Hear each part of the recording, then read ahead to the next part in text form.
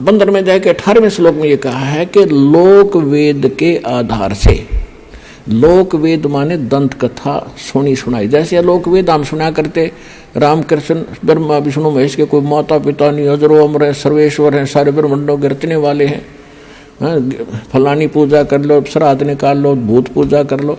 तो ये था लोक वेद दंत कथा जो शास्त्र प्रमाणित नहीं था। तो इसी ऐसे ज्ञान को लोक वेद कहते हैं। कबीर साहब हमें उदाहरण देते हैं कि पीछे लग गया जाऊं था मैं लोक वेद के साथ, रास्ते में सतगुरु मिल गए, दीपक दे दिया हाथ। तो लोक वेद माने दंत कथा के आधार से जो साधना करते हुए हम भटक रहे थे, उसमें कोई सतगुरु मिल गया, उसने सत साधना रूपी और सही नाम ज्ञान रूपी एक दीपक दे दिया, टॉर्च दे दी। उसकी रोशनी में हम गड्ढों में झाड़ जंखाड़ों में नहीं गिरेंगे, सीधा रास्ता पकड़ कर निकल जाएंगे। तो जैसे दास पहले श्री कृष्ण का पुजारी था, श्याम जी का पुजारी था, हनुमान जी का पुजारी था, तो वो था लोक वेद के आधार से। फिर सतगुरु ने दीपक दिया, पूज्य गुरुदेव मिले राम देवानंद जी, तो उसके आधार से दास सीधा चला। तो यहां परमात्मा हमें बता रहे हैं कि पीछे लग गया जाऊं था मैं लोक वेद के साथ, और इस भक्ति रूपी सफर में सतगुरु मिल गए, दीपक दे दिया हाथ।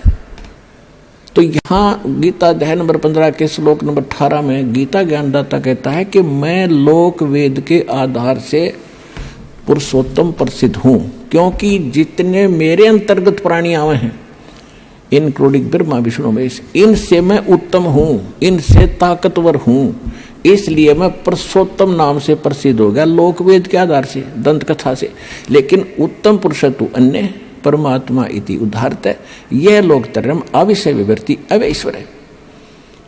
गीता अध्याय नंबर 15 के श्लोक नंबर 17 में स्पष्ट कर रखा हो, तो वो कोई और है। और गीता ज्ञानदाता खुद कहता है उसकी शरण में जाओ, उसकी कृपा से तो परम शांति को, सनातन परम धाम को प्राप्त हो। अब गीता अध्याय नंबर 18 के श्लोक नंबर 66 का जो अर्थ है कि सर्वधर्मान परित्यज्य, मेरे सतर की सब पूजाएं छोड़ दे, मुझे दे दे, तो हम वहां ओम नाम के जाप की कमाई उसको दे देंगे। त्रिकुटी पर इसके लेखाकार धर्मराज के दरबार में जमा करा देंगे, ये वहां से आपको बरी कर देगा। अब आगे लेके चलेंगे परमात्मा आपको। अब 10वां द्वार तो इस एक पिंड और ब्रह्मांड के अंदर रह जाता है, शरीर उसी का एक प्रारूप है।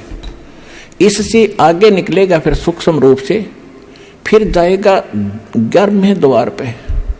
10वां द्वार जाके ब्रह्मरंध्र खुल जाने के बाद 10वां द्वार फिर एक हो जाता। जैसे एक तो द्वार का इधर का हिस्सा, एक सामने का, तो इसलिए इसको भौर गुफा भी बताते हैं, हर एक उसमें भौर गुफा होती है। तो इसका लास्ट आखिरी एंड जो 10वें द्वार का जाके समाप्त होगा 11वें द्वार, आगे जाके 11वां द्वार पाओगा, जहां इस अक्षर पुरुष के लोक में प्रवेश करेंगे। वो 11वां द्वार है। 21 ब्रह्मांड एक पूरा पैक्ड है, 7 संग ब्रह्मांड अलग से पैक्ड है, तो उनके बीच में एक ही द्वार है और सामने वाले में भी एक ही द्वार है। तो वो द्वार ऐसे घूम कर जाता है और उसमें जाके खुलता है।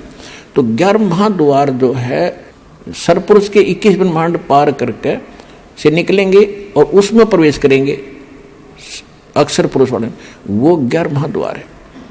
फिर अक्षर पुरुष के लोकों को पार करते हुए 7 संग ब्रह्मांडों को हम पार करके आगे जाएंगे। वहां जो तत्व मंत्र है सांकेतिक सतनाम के अंदर 2 अक्षर में जो एक मंत्र है ओम से दूसरा, इसकी कमाई हम वहां देंगे और उसके 7 संग ब्रह्मांडों को पार करने का वो टैक्स है, उसका किराया है।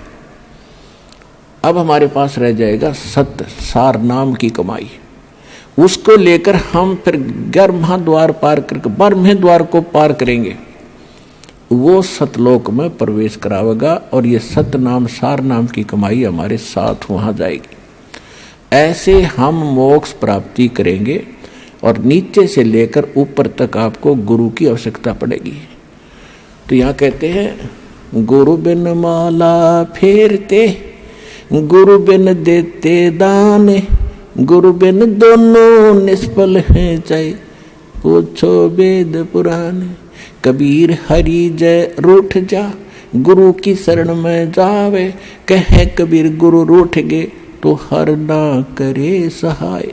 अब रामानंद जी का प्रकरण अभी बहुत शेष रह गया है, फिर आगे बताएंगे, क्योंकि इन महापुरुषों को आधार बनाकर आपको यथार्थ ज्ञान से परिचित कराया जाता है। ये सत्संग का उद्देश्य होता है कि उसमें सत्य ज्ञान ही बताया जाए।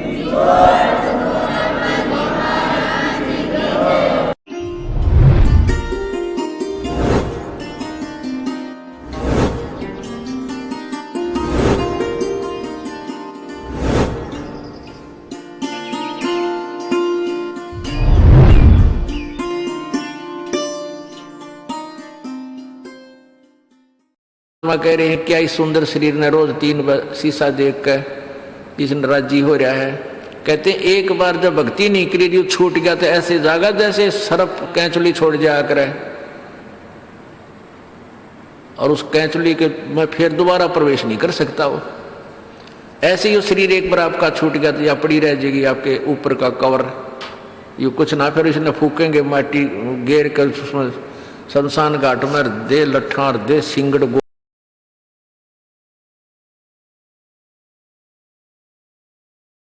अच्छा तो बोलो फिर बंदी छोड़ सतगुरु रामपाल जी